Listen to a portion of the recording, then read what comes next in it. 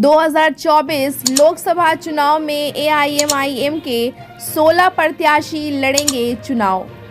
AIMIM के प्रदेश अध्यक्ष सह विधायक अख्तरुल इमाम ने एक प्रेस कॉन्फ्रेंस में ऐलान किया कि पहली हमारी पार्टी 11 सीटों पर आगामी 2024 लोकसभा चुनाव में उम्मीदवार उतारने की घोषणा की थी, लेकिन पार्टी के अंदर काफ़ी दबाव और लोगों का भी काफ़ी दबाव होने के कारण अब इन सीटों की संख्या बढ़कर 16 कर दी गई है। अर्थात बिहार में 16 सीटों पर हमारी पार्टी 2024 लोकसभा चुनाव में अपने उम्मीदवारों को उतारेगी।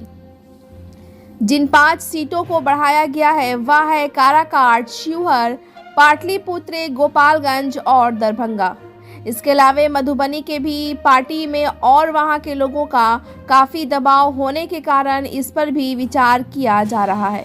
ब्यूरो रिपोर्ट, बिहार दर्शन। आप लोगों को दावत दी गई जिसके लिए दरअसल हम लोग आज हम लोग दरअसल कई सीटों का ऐलान पार्टी कर रही है, क्योंकि हमने पिछले दिनों में 11 सीटों का ऐलान किया था और काफ़ी अवामी दबाव है। हमारे संगठन के लोग भी और आम जनों का भी काफ़ी दबाव है कि एमआईएम और सीटों से लड़े, तो हम आज चंद सीटों का और ऐलान कर रहे हैं। काराकट से पाटलिपुत्रा, गोपालगंज, शिवहर और दरभंगा में भी पार्टी इलेक्शन लड़ेगी, जिसका ऐलान पार्टी आज कर रही है। मधुबनी से भी काफ़ी दबाव है, उसके बारे में हम लोग और कर रहे हैं, लेकिन इन जगहों पर पार्टी इलेक्शन लड़ेगी जिसका ऐलान हम लोग कर रहे हैं। और कई उम्मीदवार हमारे यहाँ हैं। अभी हमारी पार्टी में आज ज्वाइनिंग भी हो रही है मोहतरमा प्रियंका चौधरी साहिबा का, जिनका काराकट से ताल्लुक़ है। जनाब फारूक साहब का भी, जिनका पाटलिपुत्रा से ताल्लुक़ है, वो ज्वाइन कर रहे हैं। कई सीनियर लीडर हमारे ज्वाइन कर रहे हैं और हम बड़ी मजबूती के साथ इलेक्शन लड़ना चाहते हैं। मेरी ख्वाहिश है, पार्टी की पूरी कोशिश है कि कहीं से भी भाजपा कामयाब नहीं हो, लेकिन चूंकि हम इलेक्शन का ऐलान करते हैं तो आप लोग इल्ज़ाम लगाते हैं। हमारी पूरी कोशिश रही 2020 में भी मैंने तमाम मिली ऑर्गेनाइजेशन को कहा कि मुझे गठबंधन का पार्टनर बना दिया जाए। इस मरते हुए जब इंडिया का गठबंधन बना तो हम लोगों ने कोशिश की, तमाम नेताओं से बात की, प्रेस के माध्यम से भी उन लोगों से आग्रह किया कि साहब हम नहीं चाहते हैं कि सेकुलर वोटों का बिखराव हो, हमें भी अपना पार्टनर आप बनाइए।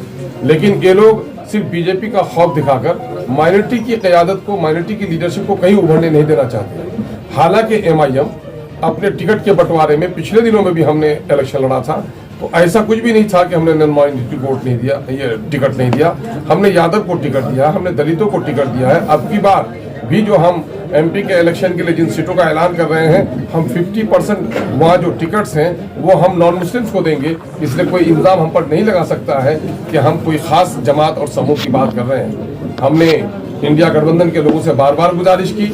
बहुत सारी हमारी जो मुस्लिम संगठन हैं, मुस्लिम तंजीमें हैं, इन लोगों को भी यह खदशा रहता था कि हमारे आने से सेकुलरों का बिखराव होगा। इन लोगों से भी गुजारिश की कि आप भी हमारे लिए वकालत कीजिए कि हम सेकुलरों का बिखराव नहीं चाहते हैं, लेकिन हम अपने वजूद को बाकी रखना चाहते हैं। क्या मुस्लिम लीडरशिप के लिए कोई गुंजाइश नहीं है बिहार में?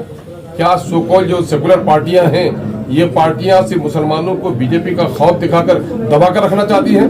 अभी जाति आधारित जो गणना आई है, जो हम लोग चीख रहे थे, चिल्ला रहे थे कि माइनॉरिटी के लोगों को इन लोगों ने हाशिए पर डाल दिया है, और ये 30-35 साल के दरमियान में, जिसमें राजद, जदयू, कांग्रेस और भाजपा सभी लोग शामिल रहे हैं, मुसलमानों की 60% नौकरियों से इनको वंचित कर दिया गया।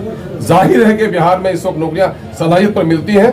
चूंकि मुस्लिम अक़लियत के लोग पसमानदा हैं, पिछड़े हो गए हैं, गरीब हो गए हैं, उनका एजुकेशनल अपलिफ्टमेंट नहीं हुआ है, तो उनको विशेष वो रिजर्वेशन दिया जाए, उसकी बात भी सरकार नहीं सुन रही है। जो ओबीसी लिस्ट में जो रिजर्वेशन का शेयर है, वो शेयर भी उनको नहीं दिया जा रहा है। और आज किसी से ये बात ढकी छुपी नहीं है कि नौकरियां अब सलाहियत से ज़्यादा पैरवी पर बिहार में मिल रही हैं।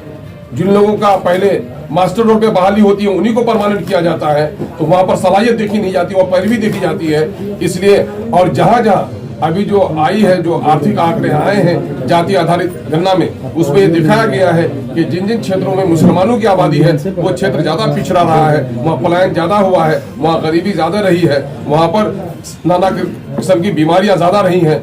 इसलिए हम लोग बिहार की एक बड़ी आबादी जो नजरअंदाज करदा आबादी है उस आबादी को हक दिलाने के लिए संघर्षशील है, लेकिन हम सबको साथ लेकर चलना चाहते हैं और काफी दबाव है, इस वजह से इन सीटों का हम ऐलान कर रहे हैं।